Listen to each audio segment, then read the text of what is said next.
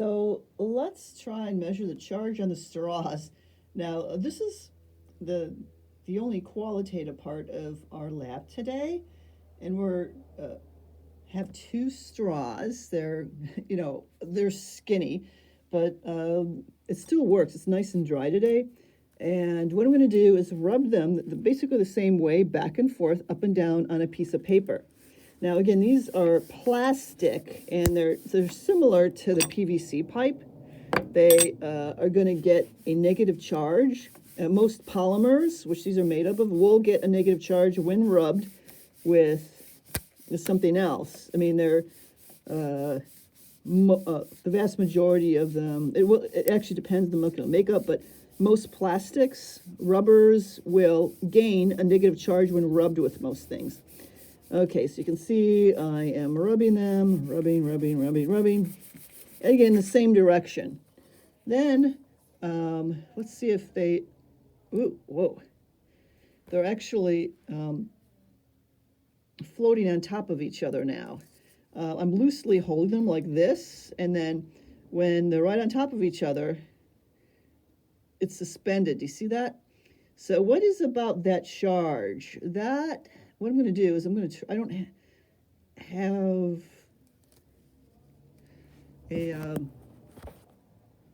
about that big. So again, this is kind of an approximate measurement. It looks like that's how far they were apart when they were on top of each other. So I'm going to put them down and just approximate the distance. I'm sorry here. Looks like about 2 centimeters. Yeah, approximately 2 centimeters. Okay, so what we're going to do is, I've got some hair from the animal, the animal fur on here. Let's take a pen, and I'm going to write down the equation. Oh my gosh, the animal fur. I guess it's an old pelt. So we've got the force on two tubes, or straws in this case. They're basically rods, but in this case, it doesn't matter if they're hollow or not. This is an approximate calculation. This is oops, my mouse just flipped it over. Hold on. There. It's 1 plus L squared over D squared minus 1. Okay, so what we want to do is figure out what the charges on each of the straws are.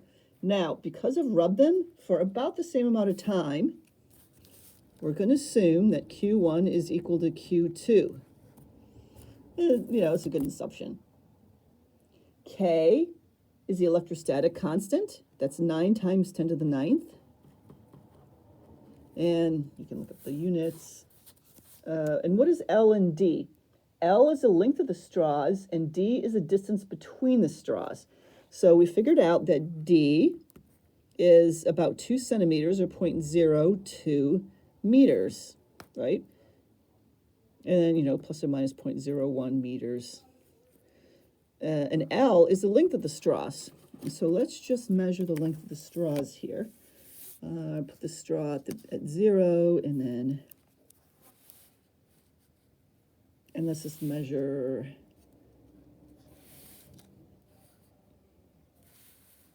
There we go. It's 20.8. L is 0.208 plus or minus 0.001 meters. Again, I get a smaller precision on the distance between straws because we're just approximating it, but I could get a little bit more for the length. So what we're going to do is we're going to solve for Q. Now, how are we going to do that? Well, let me just rewrite it a little bit. F is equal to, and then 2K, you can just plug the 2K in here. Q squared over L squared times the square root of 1 plus L squared over D squared. Oh, minus 1. I made a boo-boo up here.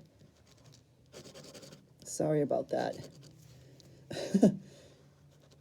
It's 1 plus L squared over D squared, and then the minus 1 is on the outside of the parentheses.